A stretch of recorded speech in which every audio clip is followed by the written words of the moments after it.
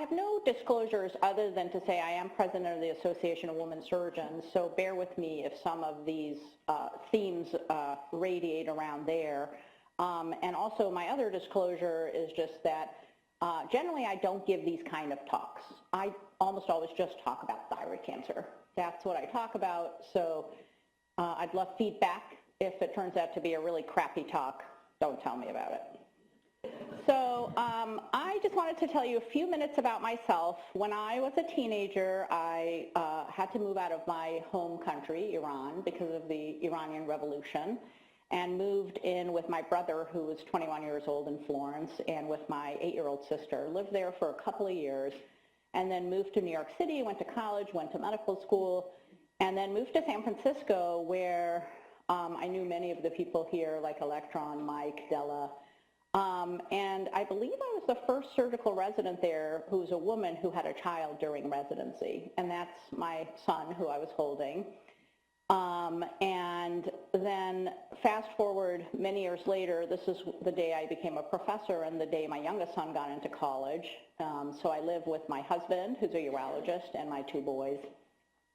And for fun, I kind of do crazy stuff like sailing. We've taught ourselves how to sail, and this past summer was the first time we took a 3-day trip. We love to travel. So that's who I am, and just wanted to do a little background, because sometimes people just get up here and all you hear is they're a professor of this or that and do endocrine surgery. So I'm going to talk a little bit about academic medical centers, their mission, how they're anchored in a changing work environment, and then I'm just going to give out my ideas about common myths that I've encountered in relation to finding a job in academia, the pay in academia, research, and diversity. And I sort of chose these among many other myths that I could have talked about, because I find that when I talk with residents and fellows, that's often the kinds of myths that can lead them astray early on in their careers. So I'm going to talk a little bit about myths that relate to all the people in an academic medical center that I see, trainees, the leaders, researchers, and junior faculty, and most of them will be focused either around time or around money. That's sort of the theme here, I think. So most academic medical centers have 4 components to their mission. So there's patient care, education, research, and then population health or community health, as you would talk about it. In truth, most of the time, they emphasize all of those missions, although it may seem to surgeons that they're emphasizing one or another. So here's the Mass General mission. They want to give the very best health care. They want to do innovative research, education, and improve the health and well-being of diverse communities. And here's another mission statement. They want to heal humanity through science and compassion, one patient at a time. They want to constantly educate ourselves, colleagues, students, continuously research, and then care about all the patients. So who knows whose mission statement this one is? It's Stanford's, exactly. So it's important to know where you're working or where you're headed, what the mission is, so that you can, align your goals with the missions of the place. But at the same time, it's important to know that those missions are now being performed under a major healthcare pressure and transformation. So this is just looking at our organization. So Mass General is part of a big conglomerate of a nonprofit called Partners in Massachusetts, which owns essentially 22 different hospitals in the Massachusetts area. And if you look at what has been happening in terms of Massachusetts, which is I think 5 or 8 years ahead of the rest of the nation in terms of healthcare for all concept. So in 2006, Massachusetts had a healthcare reform, and 99% of the population is now fully insured. And if you look, every single 2 or 3 years, there's been a major law or legislative change that has affected ultimately over 33 million Americans in our country. And all of those have had demonstrable effects on our medical center and our partners. For example, in response to the Massachusetts healthcare reform law, it did a particular demo project.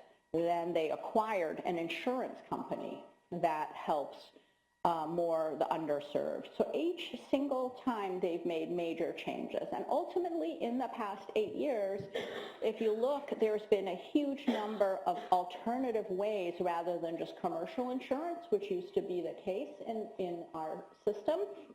It's a huge number of different ways that people are being covered, and contracts are not what they used to be, which is just pay for what service you do. Now there's a lot of at-risk contracts through various ways. So many residents and fellows come to talk to me about the physician recruitment process when they want to go find a job, and oftentimes they're already thinking of things around step 3. So they're thinking a job search has been placed and advertised and I heard about it. So, but just to understand, there's many steps before that job search got placed. The medical center has identified a need, and often in the case of surgeons, they've identified a clinical need. So many, I think, residents and fellows are more involved in the educational, teaching, and research components of a residency, and so they lose track sometimes that ultimately, as surgeons, often academic medical centers are interested in them for their clinical acumen and their clinical work. Once that's done, there's interviews that are conducted, top candidates are selected, there's negotiation, and then there's eventually an offer. And this is often where I hear from the residents again, when they have an offer letter in hand and they want to talk about it. But I sort of don't get the impression that they get a lot of guidance on these other steps in between those. So I'm going to talk a little bit about these missing steps just so everyone's on the same boat. So this is, again, from partners from our medical center. This is the investment analysis that has gotten done during strategic planning to see what areas of service should be grown in the next 15, 16, 20 years. So when they want to hire a surgeon, they're looking at this inpatient data and this outpatient data to see what are predictable areas of growth. So you'll see surgery here, for example. It's thought that there's going to be initially a negative growth, and then eventually the population-based forecast is that there will be a positive growth, but much bigger in both outpatient components.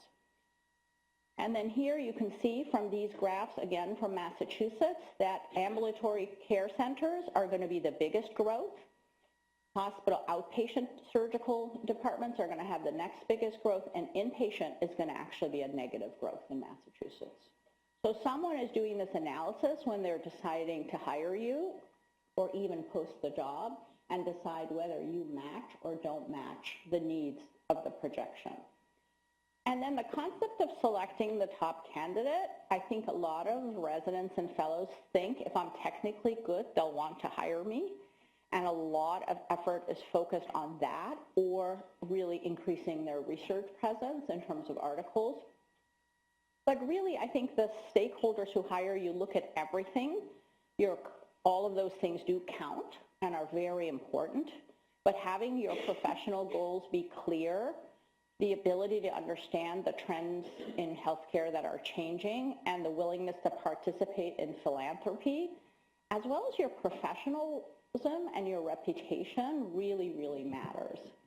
As one of the senior vice presidents of MGH told me, it's as much about the person as it is about the professional accomplishments. So make sure that you remember your reputation as you're going around, because when you're young, you think your reputation won't follow you, but it will, even the things you're doing in residency and fellowship. And then the next step is, if you do get offered a job or you're getting close to being offered a job, is to talk about negotiating. Surgical residents and fellows often feel that if they ask about money, they won't get the job. And I think that you really do need to ask about the money, the resources, and the transparency will help you decide whether or not that's a good place for you to work. So just sort of an overview look, generally speaking, compensation to a surgeon follows either an individual model, that would just be catch what you kill and you'll get paid that. Or it would be a team model where the whole team works together, makes a set amount of money, and then it gets divided between all the team players equally. Or it's a hybrid model combining those two. And in most academic medical centers at this point, it's this model.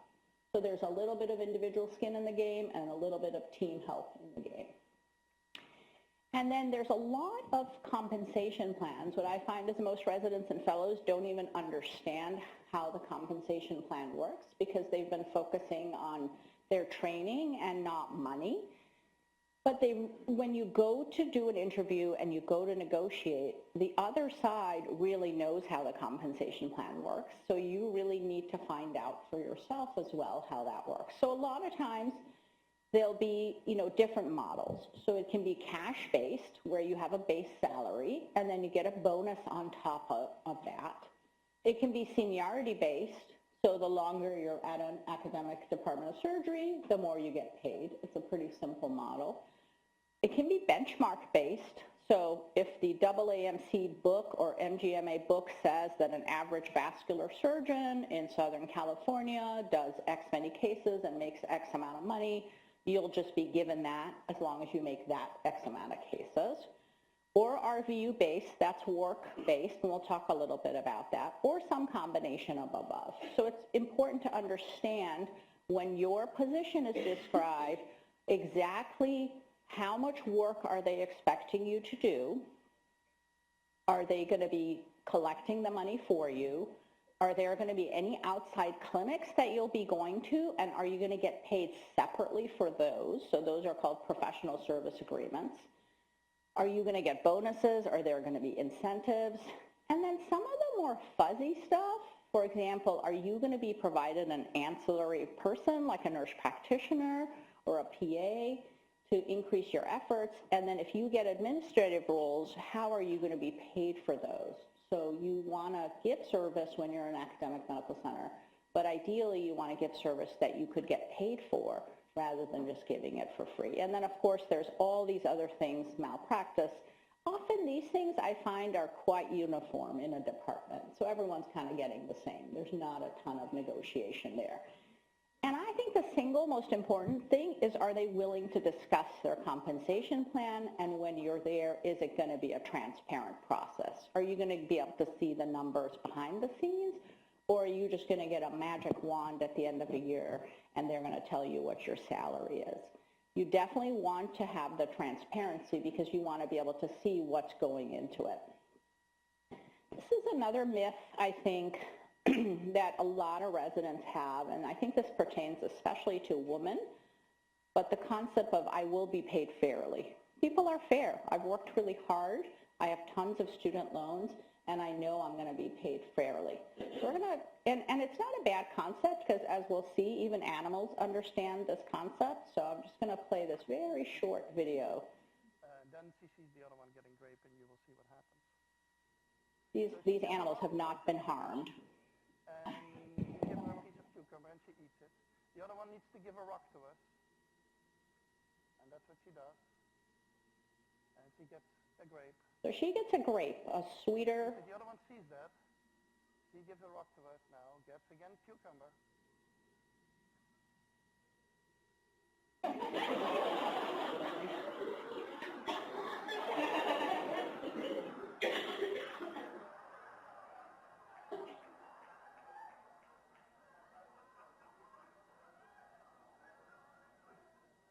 She tests the rock now against the wall. She needs to give it to us.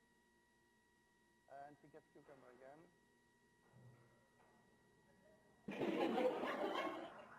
Okay.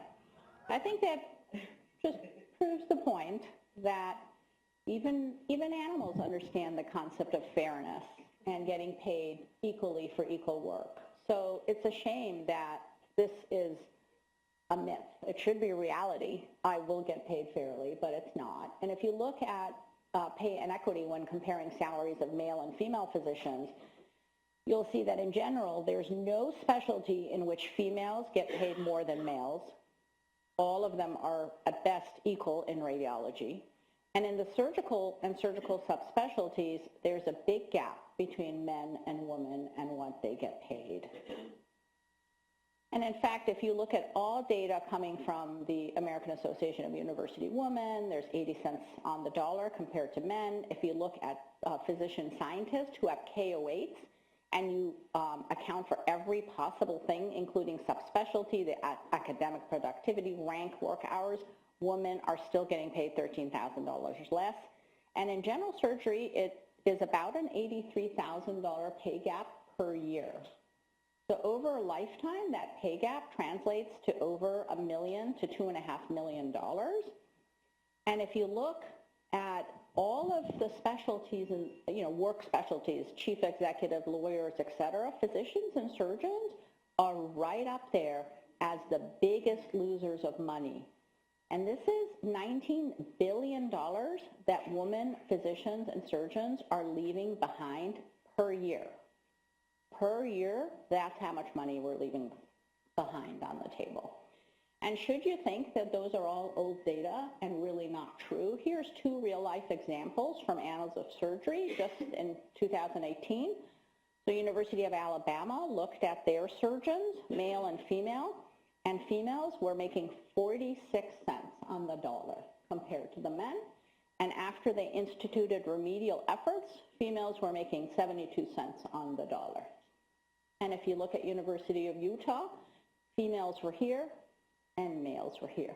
After they instituted, both moved up, but again, females were still behind the males. So this is not a lie or a myth, it's reality.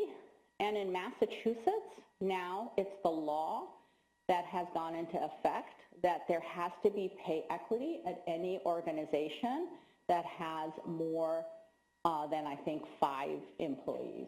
So it really has become law, and because it has become law, the hospital leadership, the chairs of surgery, and finally the physicians are starting to really understand that this is a real problem that needs to be fixed, that now it's become a legal problem.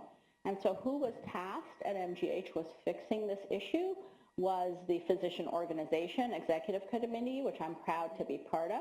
And I think it was a very balanced and fair approach, really because we have 19 members. There's 8 women and 11 men and 4 underrepresented minorities. So the diversity in the group, I think, has helped move forward these projects. I won't talk about all the projects. I have a whole nother talk on that if anyone ever wants to hear it. But really the main elements that came out of the MGH look at pay parity is that subspecialty representation. Male physicians tend to choose more lucrative specialties. I'm not going to talk about how we can fix that. Starting salaries are not equal at the start of a career. I think I briefly touched on that. When you go to negotiate, when you go to get your jobs, you need to negotiate and make sure the plans are transparent. But I am going to talk a little bit about work RVUs. What we found is that female physicians generate less RVUs and more women work part-time. And then, of course, professional rank leadership position, paid administrative positions are mostly given to men instead of women, therefore causing a pay inequity. So I'm going to talk a little bit about this less work, this concept of women physicians generate less RVUs and they work less, because I think that's been really is something that a lot of people talk about. Well, of course it makes sense. If you work less, you're going to get paid less. And definitely it is in lay media something that people are starting to talk about. I'm going to run this little clip because I think it's very instructive. All right. On this Labor Day, a doctor in Texas is facing major backlash from female professionals after saying there's a gender pay gap in medicine because women, quote, don't work as hard. His name is Dr. Gary Tiguez. He made these remarks in the September issue of the Dallas Medical Journal, and so I just want to read the whole thing for you, quoting the doctor. Female physicians do not work as hard and do not see as many patients as male physicians. This is because they choose to, or they simply don't want to be rushed, or they don't want to work the long hours. Most of the time, their priority is something else, family, social, whatever. Nothing needs to be done about this unless female physicians actually want to work harder and put in the hours. If not, they should be paid less. Okay. Dr. Tiguez quickly realized he ticked off the wrong group of women, working moms, responding with tweets like this. I would love to fill in your knowledge gaps, but I'm tired from working 24-plus hours doing work transplants. Based on national gender pay gap data, the last 5 hours of which I worked for free, I guess you think that's okay, though, because I'm a mom of 4. Tiguez issued the statement on his practice's website, quote, I have heard from several trusted female physician colleagues who disagree with and are deeply hurt and offended by the comments. I sincerely apologize to all female physicians for my comments and the pain they have caused. I put that up because that's not an unusual comment. It made it to CNN, it made a big Twitter thing, but it's not an unusual concept, and I hear that all the time in academic medical centers. And I don't know what the answer is, but I am going to give you a little bit of glimpse of what happens when you look a little deeper into some of these concepts, which we did at MGH, look a little bit deeper. So, for example, this concept of female physicians generate less RVU. Usually that's thought of, why you generate less RVU? You're talking more to patients, you're spending more time, you're not operating as much, et cetera, et cetera. But when you do the deep dive, there's a couple of important trends to think about. One is that in general, any work, it can be, being a flight attendant, a teacher, a garbage collector, it doesn't matter what the work is, but any work, whether it's high-skilled or low-skilled or medium-skilled, the higher the percentage of female workers in that specialty, the lower the pay. So, for example, teachers, when it used to be an all-male profession, used to have high pay. The minute it became a more female profession, pay went considerably down. And that's true for every single work that we have. And that's true in surgery. So if you take a specialty like OBGYN, where 54% of the specialty are women, the pay is lower than if you take urology, where only 8% of the specialty is women. The pay will be higher. And that holds true, generally speaking, the higher you go up into the surgical specialties with higher pay, they have less and less women in the workforce. So just remember those two numbers. 54% of OBGYNs are female and 8% of urologists are female. I'm married to a urologist, so this hits close to heart. And how do RVUs get decided? So RVUs, I don't know if have the residents and fellows, do you think about RVUs ever? Not really. Okay, so I'll describe it. I think this is good to know. So when you go and work in an academic medical center, they measure how much you work. And each CPT code, so each work-related event, let's say a surgery, I do a thyroidectomy, I'll get 22 code. I give it a code and they give me 22 RVUs. Okay, that's unrelated to what the insurance pays. It's just a measure of work. How does that get decided?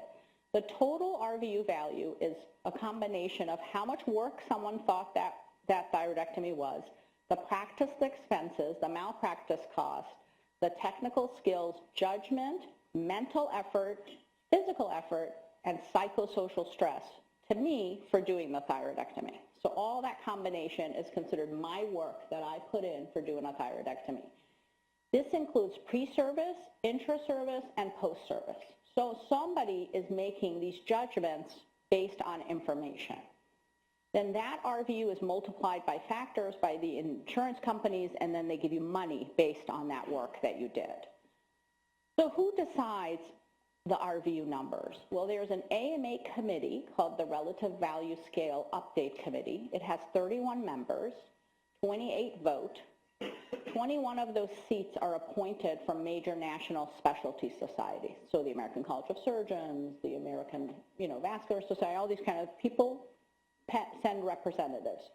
There are exactly 2 women on that committee, and yet women in American healthcare represent 30% of the workforce. So the societies are sending surveys also to their members to decide on some of these factors. And so here's a study that Caprice Greenberg brought to my attention. So if you look at this study from 2017 in a gynecology journal, it looks at 50 matched procedures in urology and gynecology. Remember, urology had 8% of women in their specialty, and gynecology had 54% of women. And if you look at the procedure, biopsy of the penis gives you 1.9 work RVUs, and biopsy of the vagina gives you 1.2. If you look at removing a penis lesion, gives you almost 11 work RVUs. But if you do a biopsy, remove a vaginal lesion, gives you 2.7 RVUs. I could go on, but needless to say, almost more than 3/4 of these procedures, which I do believe, having been married to a urologist, some of them might even be easier, more easily accessed, let's put it that way, have a very large, substantial compensation difference and RVU difference. So when people say women generate less RVUs and they're not working as hard and they talk to their patients too much, it's good to look a little bit behind the scenes as to who's choosing the RVUs and who's deciding the RVUs. Okay. So a little bit about what you can do in hospitals when you go to meet leaders and you go to look at jobs. Try to figure out what they are doing to make sure that the pay is equal. There are definitely formulas, ways that you can do that by making sure you're following established parameters. You're looking at rank and leadership roles. You're quantifying gaps on rank and support provided. So how that NP may not have seemed like a big deal when you were looking for the job, but when the NP helps you generate a lot more IRVUs, it's important. And looking at the drivers we talked about, and also look at what kind of action plan does the academic medical center have in place for leadership change.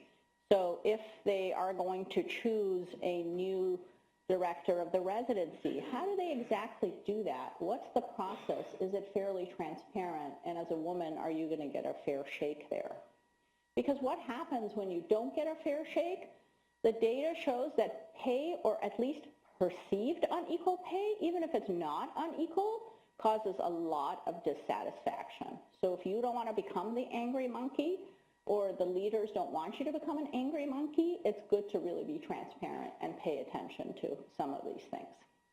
So I'm going to talk a little bit about the other components of an academic medical center.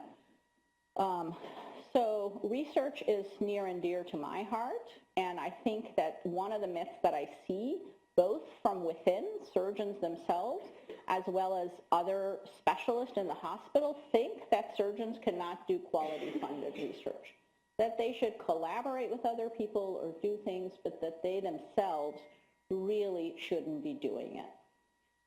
So I'll say that for sure there's a lot of funding out there that we need to grab the funding and keep our share, because our patients need it and it's very important. So you can see over the years the funding to the NIH has gone in over $35 billion now. And we have to make sure as surgeons that a portion of this is given to us. And what's the pathway in academic medicine when you decide you do want to do research? So I'll go a little bit over my own pathway. So when I was at UCSF, slogging away at night during some of the lab years like you guys were, I obtained some training grants. UCSF had some, and I was able to get those. Then when I took my first job in 1998 at Harvard, I got some seed money, so I got them to throw in a little bit of money for me to start in the lab, and then also got some institutional or philanthropic support. Over the next couple of years, you usually go on to foundation awards, societal awards, so the American Surgical, American College of Surgeons, they'll give you anywhere from $50,000 to $200,000. It's not insubstantial. And then most of the time, the pathway will be to try to get a K grant, which is a training grant. And then sometimes industry will pitch in some money for particular projects. And then the gold really standard is try to get NIH funding. Why? Because there's a lot of it, and it's very helpful if you can try to get NIH funding. And what's the data show these days? So I borrowed these slides from my husband in urology because he's the head of research for the American Urologic Association. But you can see that K awards, you can see the number of applicants have gone down a little, but it's still pretty steady, and the number of awards is pretty steady. People talk about no one can get K grants anymore. That's not what the data shows. The numbers are pretty steady. And the same thing, people always say now, as a surgeon, it's really hard. It's probably impossible for you to get an R01 grant after your K. And again, that's not what the data shows. The data shows if you have an MD, you have a 50% chance of getting an R01 award at the end of finishing your K08. And that's only a little bit less than if you have an MD PhD or a PhD. So it's not like MDs are any worse at getting money from the NIH for their first R01 than MD PhDs or PhDs. And here's my summary statement, just so point out a couple things. You do get a percentile score, and depending on your percentile score, the lower it is, the more chance that you'll get funding. And the reason that departments of surgery, academic centers like for you to get an R01 is because that gives you about $1 million to $1.5 million to do your research, and it gives the department another $1 million just about to have for ancillary cost of supporting you. So it's a lot of money coming to your department and your medical center. But notice the date. I'm going to focus a little bit on this here. Oh, well, I was going to throw in one little thing about my research because Electron said don't talk about thyroid cancer. So with $1.5 million, you can do some real things. So that's why it's important to get that NIH money. You can build a lab and you can have a couple people work in it. You can build disease models and work on them. You can do studies and publish them, and you can actually get to clinical trials in a patient. So $1.5 million comes in quite handy when you're setting up to do research. So I'm going to focus a tiny bit. This is a myth that sometimes I think affects both people who are doing research, but also the leaders who are giving out the protected time, quote unquote. So there's always this concept that, 5 years is enough to get NIH funding. So I'm going to support your protected time for 5 years or 3 years or some number like that. But I'll tell you, if you look at how long did it take me to go from when I showed up at Harvard, and this is in 1998, and I was 32 years old, to actually getting my NIH funding, it was 2010, remember from that letter? I was 44. So either I was really, really slow and not well prepared, or it takes a long time to get these grants. And what's happening in those 12 years of a researcher's life?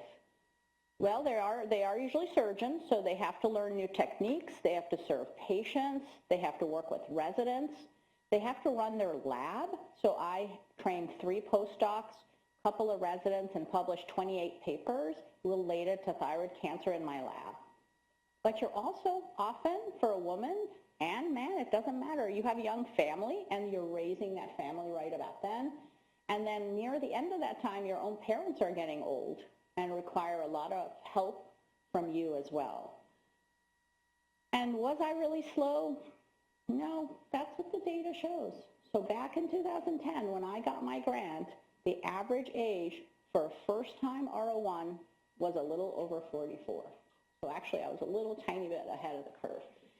And this age has constantly gone up, and it's going to go constantly more up.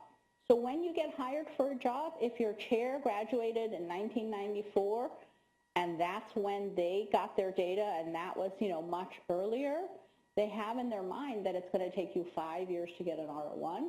You need to argue about that. If you really do want to be successful, you need to know how long it really, really takes.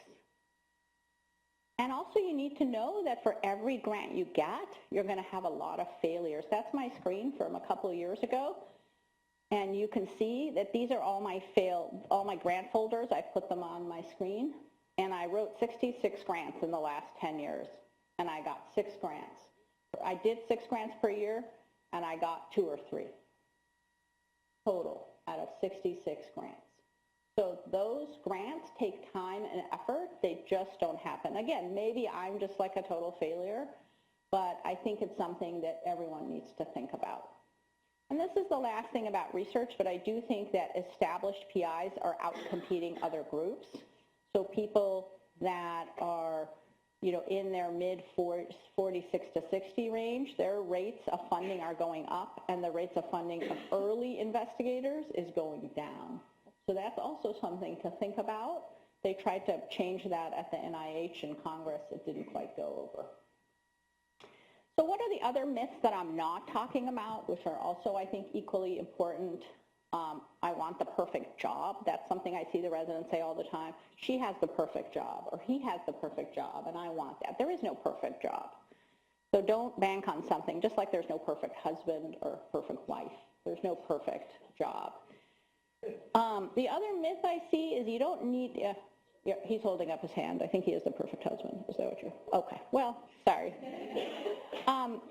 The other myth is you need to have a title to be a leader in academia. This I see all the time. Male and female people say, well, I can't do X or I can't improve Y because I don't have that title. You definitely can do tons of things. You can be a leader in your own academic department without having a title. The other myth I see is they will promote me when I'm ready. A lot of women fall into this trap. When I'm ready, they'll let me know. But you need to understand the path for promotion and make sure that you push for yourself. The other myth, I think we all fall into this because of the profession we chose, you can do it all. I really don't think you can do it all. You can do it all, but not all at the same time. So I think you need to pace yourself when you're thinking about that. And then I'm just going to talk about this last myth briefly. This concept of I don't belong in academic surgery, or you don't belong in academic surgery. Okay, how many times have we thought that about a medical student or a resident? Oh, that person doesn't belong in academic surgery. The reality is academic surgery needs everybody. The benefits of gender diversity and racial diversity is no joke. Every single business has shown that venture capital success rates are higher, return on sales are higher, equity shareholder is higher, information sharing is better, revenue and profits and market share is better when you consider gender diversity in a business and racial diversity in a business. Surgery is no different. Surgery is a business as well. And we recently looked at this, which I thought was very sad. One of the medical students at Harvard wanted to look at a survey of the last 7 years of Harvard medical students and see what was happening about their interest in surgery. Well, males and females are going into medical school and starting their clinical rotations saying they're interested in surgery. 22% of women were interested in surgery, 27% of men. Those are great numbers. These are bright people who we want to draw to surgery. But what's happening? After that, 65% of both cohorts, pretty much, males too, got discouraged verbally from entering surgery. What were they told? You don't belong in surgery. I don't think you'll do well in surgery. You shouldn't do surgery. Think about the message we're sending. It turns out most of the women students perceived it to be either due to their age and the fact that they wanted children or due to their sex. Males did not feel that way, but they were still discouraged from entering surgery. So think about what message we're sending our students when we're saying these things. They seem innocuous, but they're not. And it's coming from all over, not just surgeons, but from other medical specialties, their teachers, their professors at the medical school. And there's no doubt that if we embrace in surgery all the different kinds of people that are out there, the whole rainbow of political beliefs, ages, races, sexual orientation, and not really start compartmentalizing people that you don't belong in surgery because you don't look like me, or you don't act like me, or you don't have the same exact religion as me. And these are my last couple slides. These are just some career guides that I found helpful. The Association of Women Surgeons publishes this Navigating Your Surgical Career. It's very up to date and very good. And then the American Surgical published this whole Ensuring Equity, Diversity, and Inclusion in Academic Surgery. It's a little booklet. It's free. A lot of people here worked on it, and a lot of people across the country worked on this. And it has many chapters on how to make sure a department of surgery is equitable and diverse and is set up well for the future. AWS is going to be in San Francisco this October. So you guys know the college is here, so I hope you guys come to the AWS meeting as well. And I wanted to thank all my own mentors for helping me along. The MGH physician leadership has been very good to me. Caprice Greenberg for bringing those RVU data to and the Association of Women Surgeons. And I wanted to say a special minute about TK Hunt. So TK Hunt was one of my mentors when I was at UCSF. He ran a very successful wound healing lab and I think was NIH funded for 40 or 50 years, really a very long time. Anyway, I came out here a day early to be able to go see him, but he passed away on Wednesday. So just a memory of all the people who do academic things. That's it. I'll take any questions.